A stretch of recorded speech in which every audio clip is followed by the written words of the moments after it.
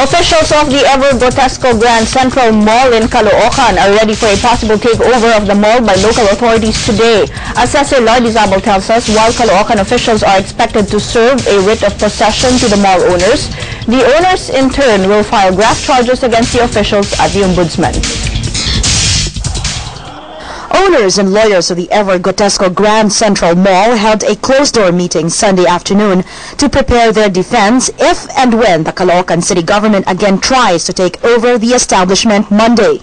Nakakalap kami ng impormasyon na naghahanda ng goon squad.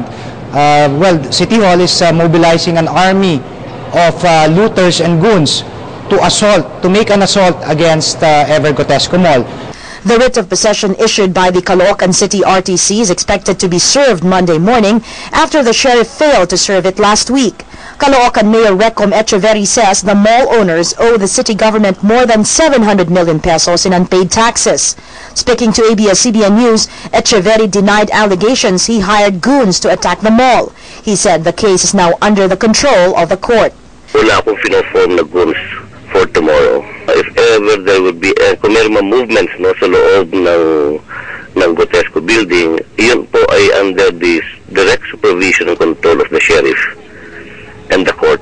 The lawyers of the ever-grotesco Mall are preparing to file graft cases against some Caloocan City Hall officials before the office of the Ombudsman. They are also filing contempt charges before the Manila RTC against Mayor Echeverri for failing to obey the court's order to refrain from barging in the mall. Mall operators say the dispute has severely affected their business. Talaga naapektuhan yung sales, consider na yung customers traffic natin medyo bumaba, ano? But shoppers do not appear to be affected by the controversy. Siyempre katulad niyang pagka nagra-rush buy ako dito kumupunta eh. Hindi naman kayo natatakot na baka isang araw andito kayo magkagulo ulit? Hindi naman po, siguro naman po kahit paano naman magkakaroon din naman ng kaayusan dito. Siyempre hindi naman po papayag yung mga nandito na magkakagulo na. Cecil Lourdizabal, ABS-CBN News.